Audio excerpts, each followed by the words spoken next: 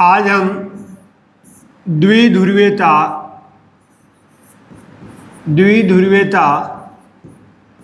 का अंत पाठ के बारे में अध्ययन करने जा रहे हैं, जिसमें हम सबसे पहले इस बात पे ध्यान देंगे कि द्विध्रुवीयता पढ़ने से पहले हमें प्रथम विश्व युद्ध और द्वितीय विश्व युद्ध के बारे में कुछ जानकारी हासिल करनी पड़ेगी, जिसमें बात करते हैं कि प्रथम विश्व युद्ध। तो प्रथम विश्व युद्ध कब हुआ? तो इसमें हम बात करते हैं कि प्रथम विश्व युद्ध है ये 1914 से लेकर के और 1918 के बीच में हुआ था, जिसमें हम बात कर रहे हैं कि भाई प्रथम विश्व युद्ध है ये दो पक्षों के बीच में हुआ, दो पक्षों के बीच हुआ था, दो पक्षों के बीच में हुआ था, जिसमें हम बात करते हैं कि एक पक्ष का नाम है मित्र राष्ट्र, एक पक्ष का नाम है मित्र राष्ट्र और दूसरे पक्ष का नाम है दूरी राष्ट्र।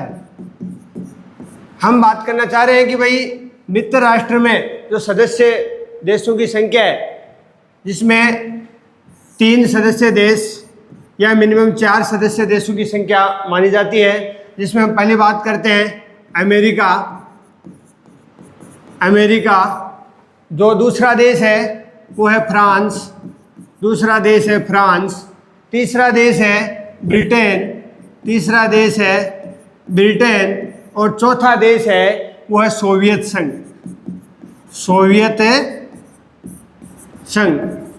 संघ को USSR के नाम से भी जाना जाता है। उसके बाद में हम बात करते हैं कि दूरी राष्ट्रों में भी सदस्य देशों की संख्या है वो 3 है, जिसमें बात करते हैं जापान,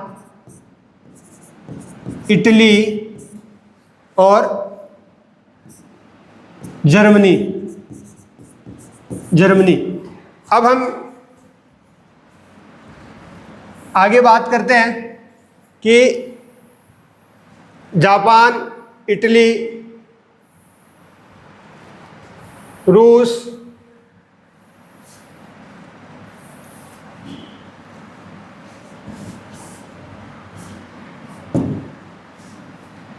द्वितीय विश्व युद्ध है,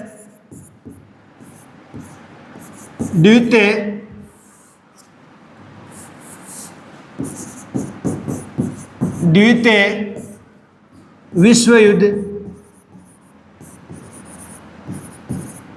इसकी शुरुआत है ये 1939 से 1945 के बीच में हुई थी और इनमें भी दो पक्षों के बीच में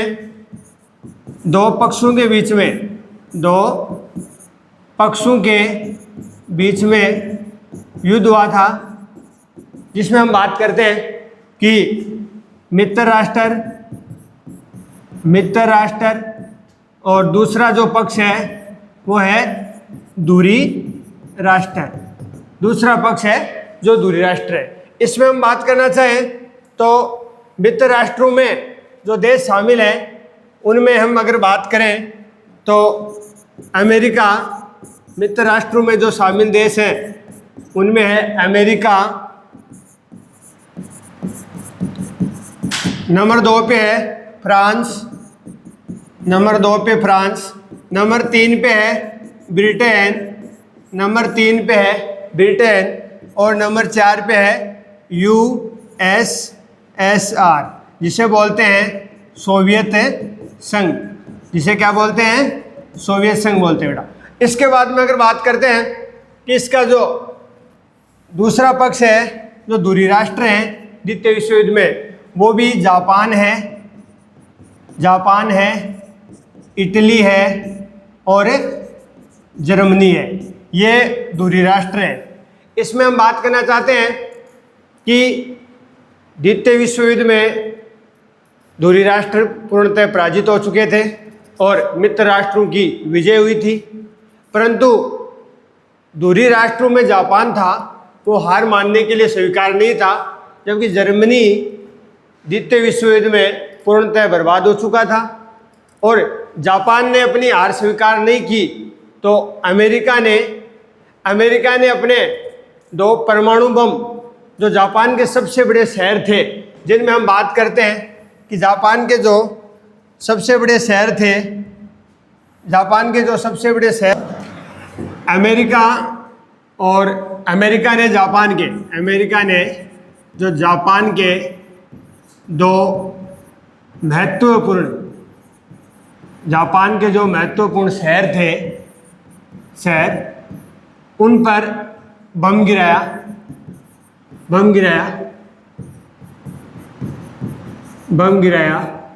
जिसमें हम बात करते हैं कि एक शहर था जापान का जिसका नाम है हिरोशिमा, और दूसरा जो शहर था उसका नाम था नागासाकी, जिसका नाम था नागासाकी।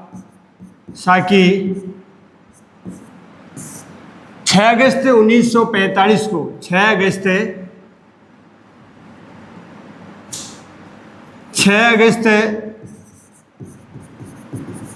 1945 को हिरोशिमा पर अमेरिका के द्वारा परमाणु बम गिराया गया। इसी प्रकार से नागासाकी पर 9 अगस्त 1945 को बम गिराया गया। हिरोशिमा पर जो बम गिराया उसका नाम है लिटिल बॉय के नाम से जाना जाता है।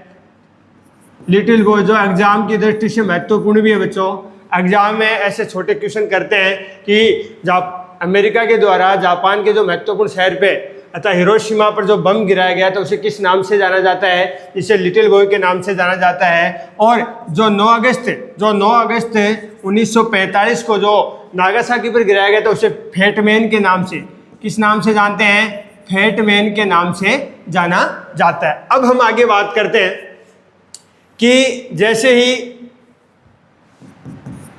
द्वितीय विश्व युद्ध की समाप्ति होती है, द्वितीय विश्व युद्ध की समाप्ति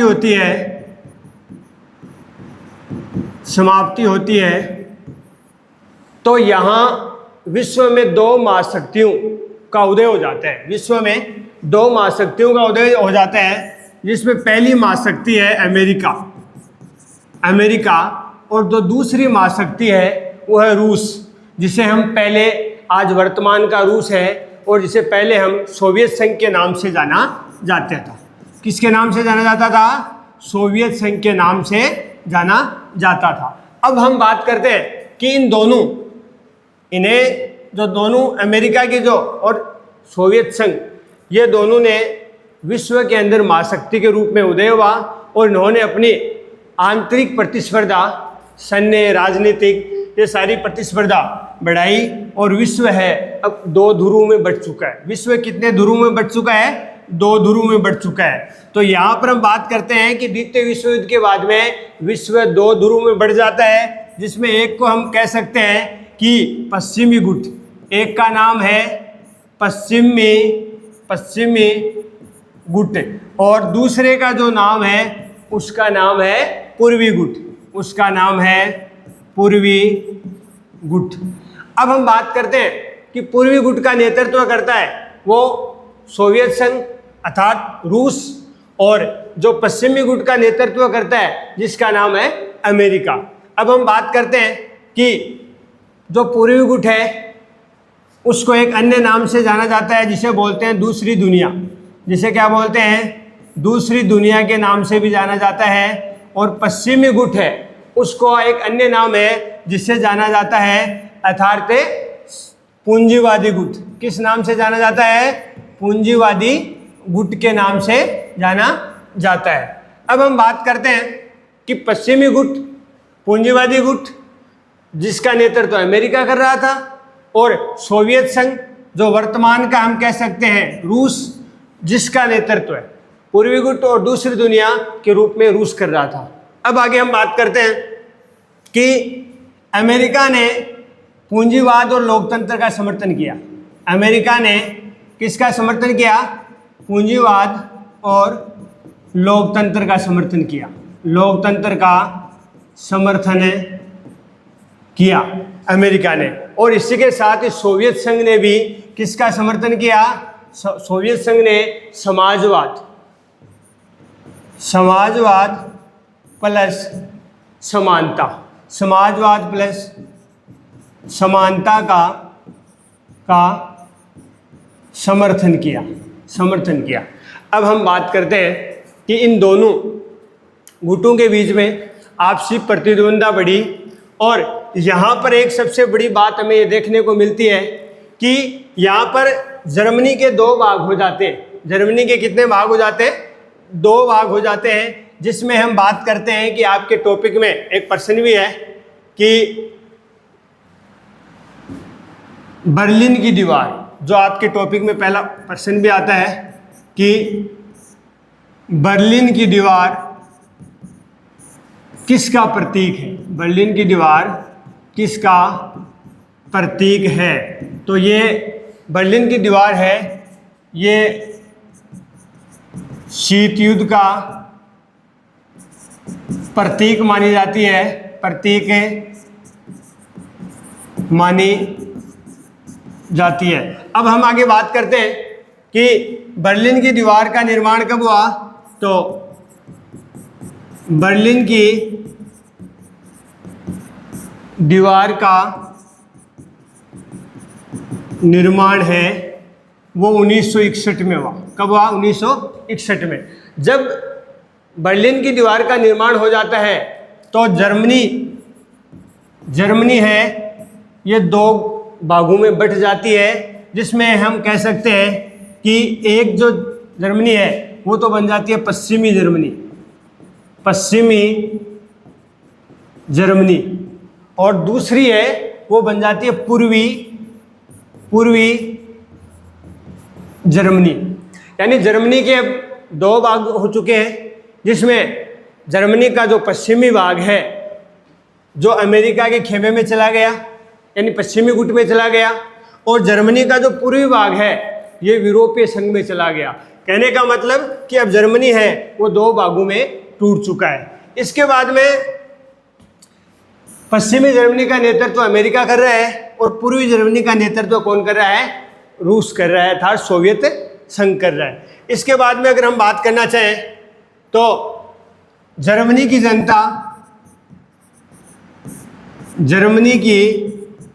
जनता ये परेशान हो चुकी थी, और परेशान होने के बाद में जर्मनी की जनता ने अर्थात बर्लिन की दीवार को गिरा दिया। बर्लिन की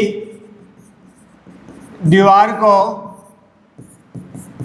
गिरा दिया। तो यहाँ से प्रश्न आता है कि बर्लिन की दीवार कब गिरी? तो बर्लिन की दीवार है ये 1989 में गिरी थी। अगर आपको पूछे कि बर्लिन की दीवार कब गिरी तो 1989 में गिरी थी। और बर्लिन की दीवार का गिरना जर्मनी के इसके तुरंत एक साल बाद जर्मनी का एकीकरण हो जाता है। तो यहाँ से एक प्रश्न और भी आता है कि भाई जर्मनी का एकीकरण कब हुआ? अगर ऐसा कोई प्रश्न आता है तो आपको उसको बताना है कि जर्मनी का एकीकरण है 1990 में हुआ। जर्मनी का एकीकरण कब हुआ? 1990 में हुआ।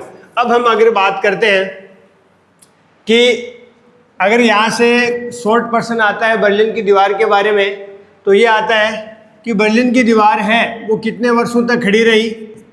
यहाँ से एक प्रश्न आता है बर्लिन की दीवार कितने वर्षों तक खड़ी रही, कितने वर्षों तक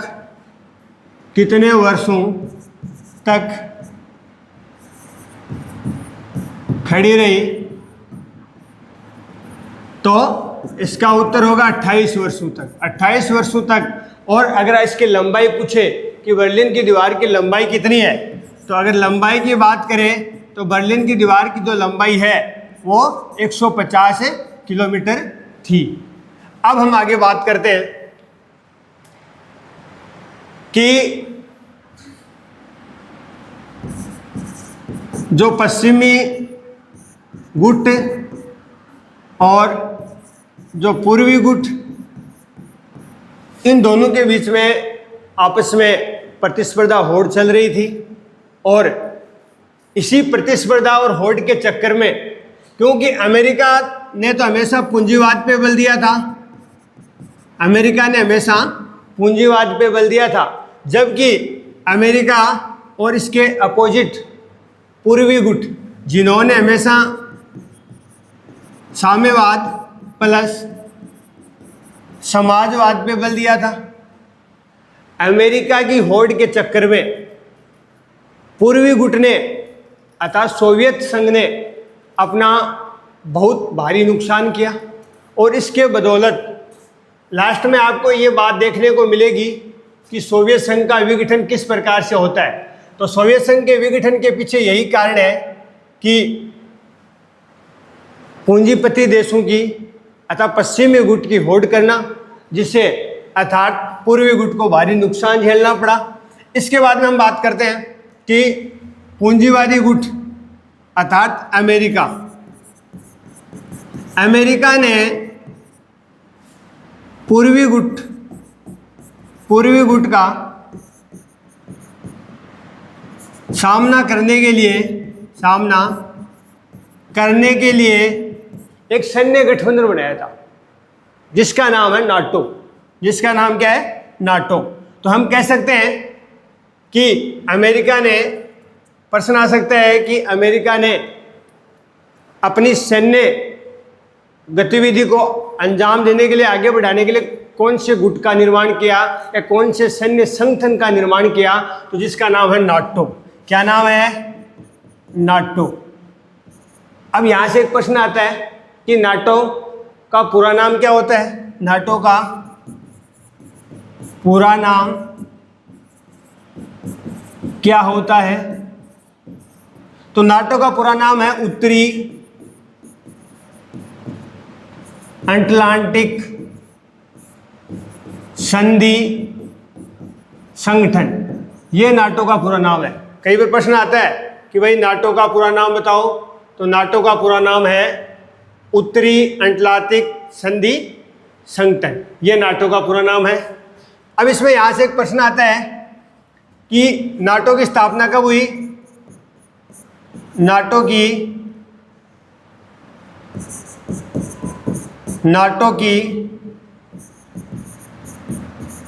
स्थापना कब हुई? तो नाटो की स्थापना हुई 4 अप्रैल 1949 को। 4 अप्रैल 1949 को नाटो की स्थापना हुई थी, जिसका मकसद था पूर्वी गुट का सामना करना।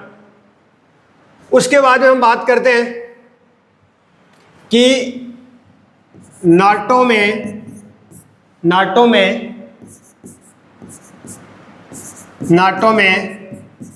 सदस्य देशों की संख्या कितनी थी? तो अगर बात करें कि नाटो में सदस्य देशों की संख्या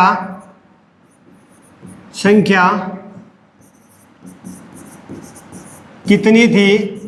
तो नाटो में सदस्य देशों की संख्या 30 थी, जिसमें हम बात करते हैं कि नाटो में जो सदस्य संख्या है वो कितनी थी? तो 30 थी, जिनमें यहाँ से एक प्रश्न आता है आपके एग्जाम में। वो आता है कि नाटो का 30वां सदस्य देश कौन सा था? नाटो का 30वां सदस्य देश कौन सा था? तो अगर हम बात करना चाहें कि नाटो का जो 30वां सदस्य देश था, जिसका नाम है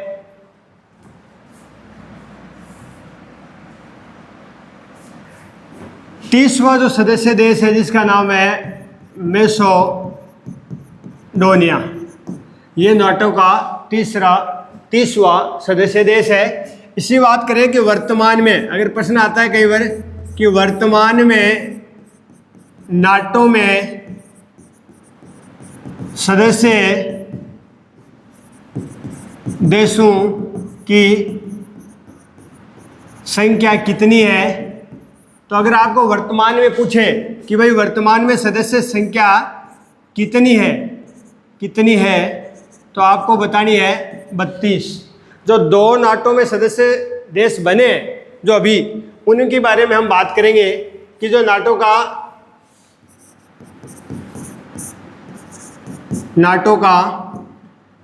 31वां सदस्य देश बना है। 31वां सदस्य देश बना है जो है 4 अप्रैल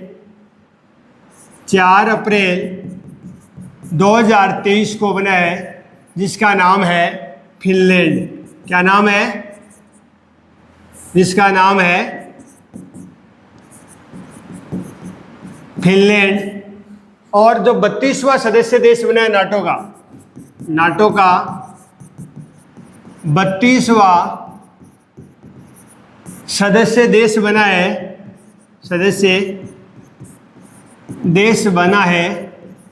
जिसका नाम है स्वीडन, जिसको 7 मार्च 2024 में नाटो की सदस्यता मिली थी। तो इस प्रकार से नाटो में जो वर्तमान में सदस्य देशों की संख्या है जो 32 है, जो अर्थात सोवियत संघ के अपोजिट शुरुआत में 30 सदस्य देशों की संख्या थी, अभी वर्तमान में 32 हो चुकी है।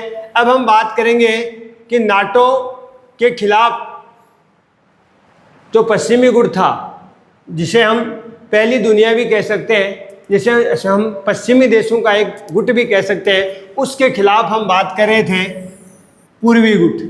क्या कर रहे थे? पूर्वी गुट के बारे में बात कर रहे थे, जिसे हम शॉर्ट में बोल सकते हैं USSR, जिसे बोलते हैं सोवियत संघ। अब हम बात करते हैं कि नाटो के अपोजिट पूर्वी गुट ने भी एक सैन्य संगठन बनाया था, एक सैन्य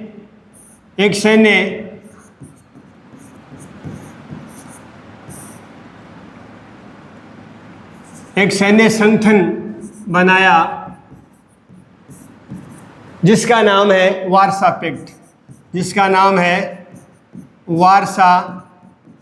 पैक्ट। जो वार्सा पैक्ट है, इसकी स्थापना पूछे, यहाँ से शॉर्ट प्रश्न आता है कि वार्सा पैक्ट की स्थापना कब हुई, तो इसके बारे में आपको ध्यान रखना है कि भाई वार्सा पैक्ट की स्थापना अगर वार्सा पैक्ट की स्थापना के बारे में पूछे कि भाई वार्सा पैक्ट की स्थापना कब हुई, तो स्थापना बताना है 14 मई 1955 को। 14 मई 1955 को वार्सा पैक्ट की स्थापना हुई थी, जो नाटो के अपोजिट अर्थात पूर्वी गुट ने बनाया था। अब सीधी सी बात यह है कि जो पूर्वी गुट ने इसके खिलाफ सैन्य संगठन तो बनाया, परंतु यहाँ एक सबसे बड़ी कमी नज़र आती है कि यहाँ पर सोवियत संघ, जिसे बोलते हैं हम USSR, वो पश्चिमी देशों के मुकाबले कमज़ोर था। यहाँ पर क्या होता है कि पूर्वी गुट जो पश्चिमी गुट के मुकाबले कमज़ोर था, जिसकी आर्थिक, राजनीतिक और सैन्य कमजोरियां थी। इन सब कारणों को हम देखते हुए, इन सब कारणों को हम मानते हुए, अर्थात पूर्वी गुट अर्थात यूरोपीय संघ को 25 दिसंबर 1991 को सोवियत संघ का विघटन हो जाता है। सोवियत संघ का विघटन हो जाता है। यहाँ से एक प्रश्न आता है, सीधा एग्जाम में प्रश्न आता है कि वन लाइनर या ऑब्जेक्टिव प्रश्न पूछते हैं कि भाई यूरोपीय संघ अर्थात सोवियत संघ का विघटन कब हुआ। तो यहाँ से प्रश्न आता है 25 दिसंबर 1991 को सोवियत संघ का विघटन हुआ। अब हम आगे बात करते हैं, जैसे ही सोवियत संघ का विघटन हो जाता है, जैसे ही सोवियत संघ का विघटन हो जाता है, तो विश्व सोवियत संघ का विघटन होने पर विश्व एक ध्रुवीय हो जाता है। यानी यहाँ पर जैसे ही सोवियत संघ का विघटन होता जाता है तो यहाँ पर दो ध्रुवीयता का अंत हो जाता है। तो यहाँ हमारा जो चैप्टर था उस चैप्टर में ये बात सबसे पहले शुरुआत में हेडिंग थी कि दो ध्रुवीयता का अंत।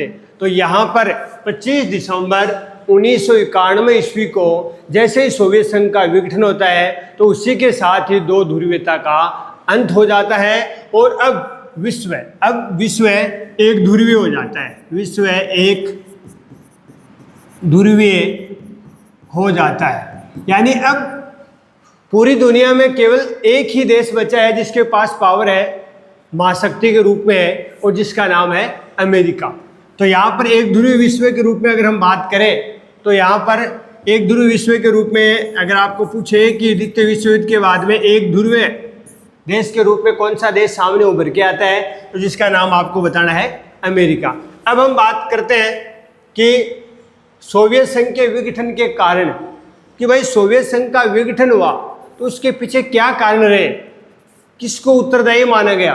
तो हम बात करते हैं, यहाँ से एक सीधा सीधा प्रश्न आता है आपके एग्जाम में कि सोवियत संघ के अंतिम राष्ट्रपति कौन थे। यहाँ से एक प्रश्न आता है, सोवियत संघ के अंतिम राष्ट्रपति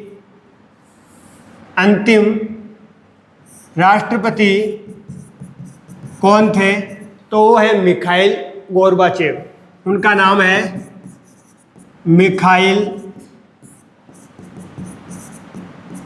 गोर्बाचेव, जो सोवियत संघ के अंतिम राष्ट्रपति माने जाते हैं। और एक बात और बताई जाती है कि सोवियत संघ के विघटन में अर्थात मिखाइल गोर्बाचेव को उत्तरदायी ठहराया गया कि भाई मिखाइल गोर्बाचेव ने जो नीतियां लागू की थी उसी के बदौलत ही सोवियत संघ का विघटन हुआ है। तो हम उन नीतियों के बारे में अध्ययन करेंगे, कौन सी नीतियां थी जिसके कारण सोवियत संघ का विघटन हुआ था। तो इसमें बात करते हैं कि भाई सोवियत संघ के विघटन में मिखाइल गोर्बाचेव की दो नीतियां थी, जिनमें एक पहली है जिसका नाम है ग्लासनोस्त, और एक दूसरी नीति है उसका नाम है पेरेस्ट्रोइका।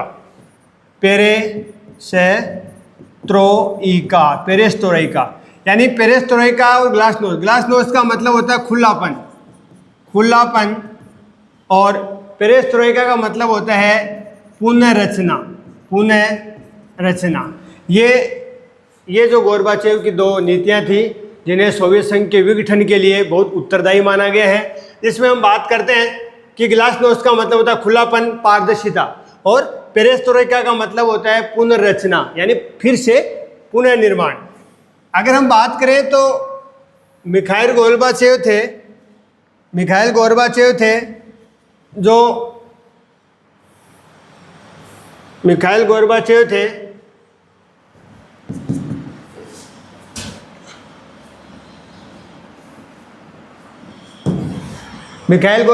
थे जिन्होंने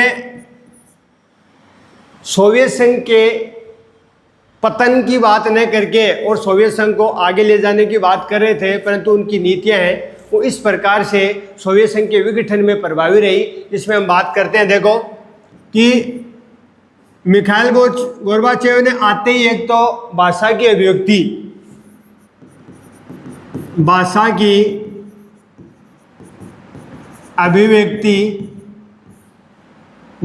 अभिव्यक्ति प्रदान करना। दूसरी, जो भूमि का स्वामित्व, यानी राज्य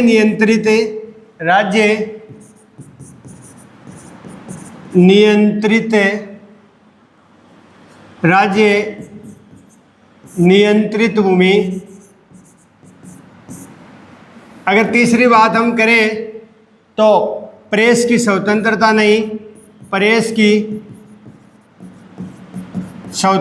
नहीं, अगर हम चौथी बात करें कि इसमें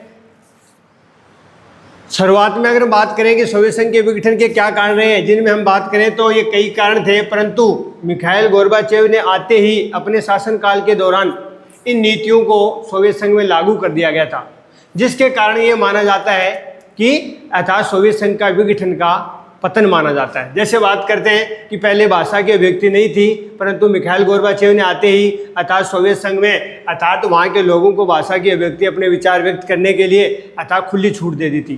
दूसरी बात करते हैं कि राज्य नियंत्रित भूमि, पहले जो भूमि थी वो राज्य नियंत्रित थी, उस पर स्वामित्व है वो सरकार का था। और जैसे ही मिखाइल गोर्बाचेव शासन में आते हैं तो उन्होंने जो भूमि का जो मिल्कियत का मतलब होता है कि स्वामित्व है, अर्थात वो स्वामित्व जनता को दिया था।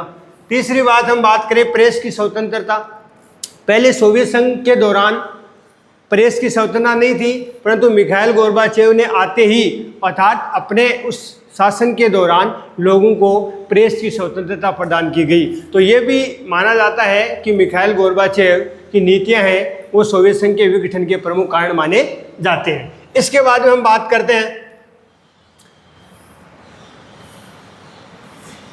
कि अब हम बात करते हैं कि सोवियत संघ के विघटन के प्रमुख कारण। यहाँ से प्रश्न आता है सीधा सीधा, यहाँ से कम अगर बात करें तो 3 या 4 नंबर का प्रश्न आता है, जिसमें हम बात करते हैं कि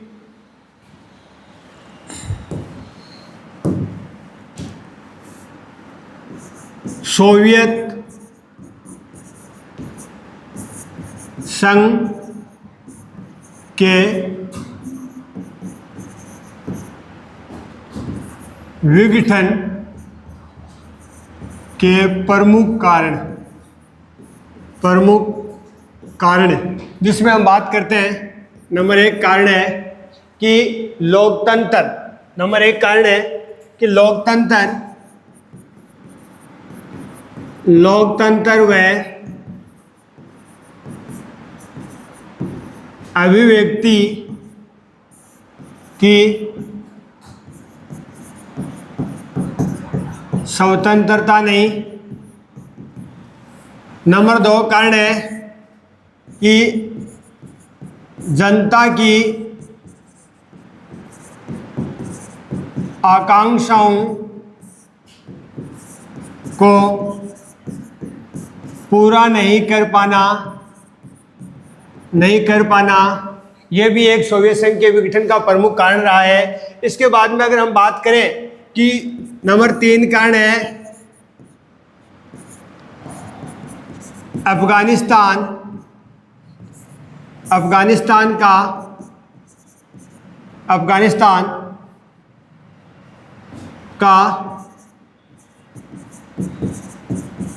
हस्तक्षेप। इसके बाद में हम बात करते हैं कि सोवियत संघ के विघटन का एक प्रमुख कारण यह भी रहा है कि पश्चिम के देशों की तुलना में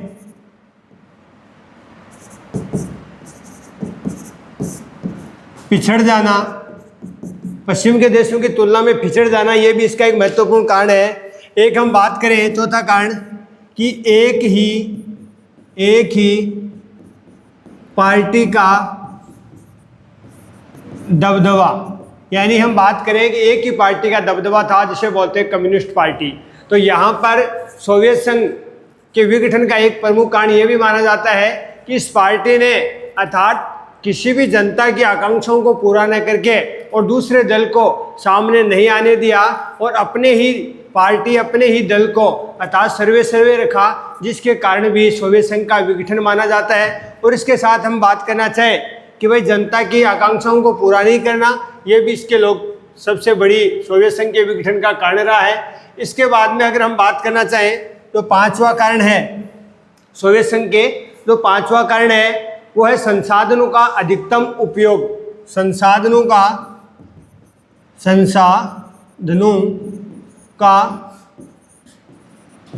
अधिकतम उपयोग, यानी उन्होंने सोवियत संघ के विघटन का एक प्रमुख कारण माना जाता है कि संसाधनों का उन्होंने अधिकतम उपयोग किया, और वो भी क्या किया, अर्थात पश्चिम देशों की होड़ में, पश्चिमी देशों की होड़ में इन्होंने अर्थात एक हम बात करें, छठा कारण है कि मिखाइल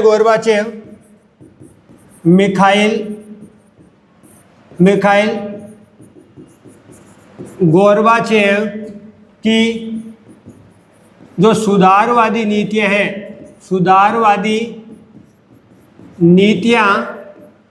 ये सुधारवादी नीतियां हैं, ये भी सोवियत संघ के विघटन का एक प्रमुख कारण मानी जाती है। इसके बाद में अगर हम बात करना चाहें कि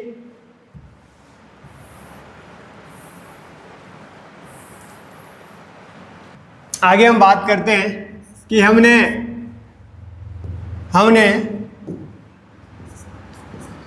6 पॉइंट पढ़ लिए सोवियत संघ के विघटन के। 7वां पॉइंट है जिसमें हम बात करेंगे कि भाई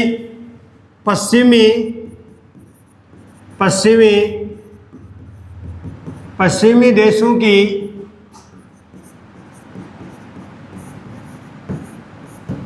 तुलना में पूर्वी गुट या सोवियत संघ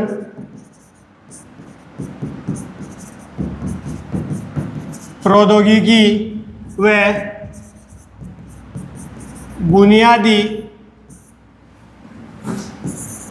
बुनियादी ढांचे में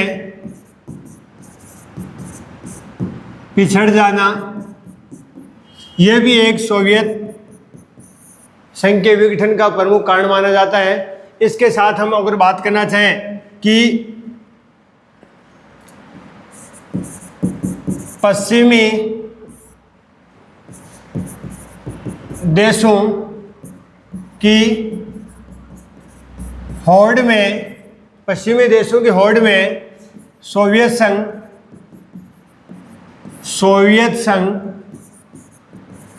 संघ अपनी बुनियादी ढांचे पे ध्यान नहीं दे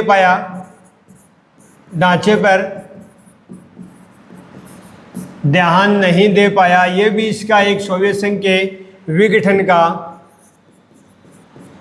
का कारण माना जाता है। तो इसी के साथ हमारी क्लास है जो सोवियत संघ के विघटन के बारे में हम पढ़ चुके हैं, और जो नेक्स्ट क्लास होगी उसमें हम सोवियत संघ के परिणाम पढ़ेंगे, शॉक थेरेपी पढ़ेंगे, शॉक थेरेपी के परिणाम पढ़ेंगे, और उसके बारे में अगली नेक्स्ट क्लास में अध्ययन करेंगे। जय हिंद।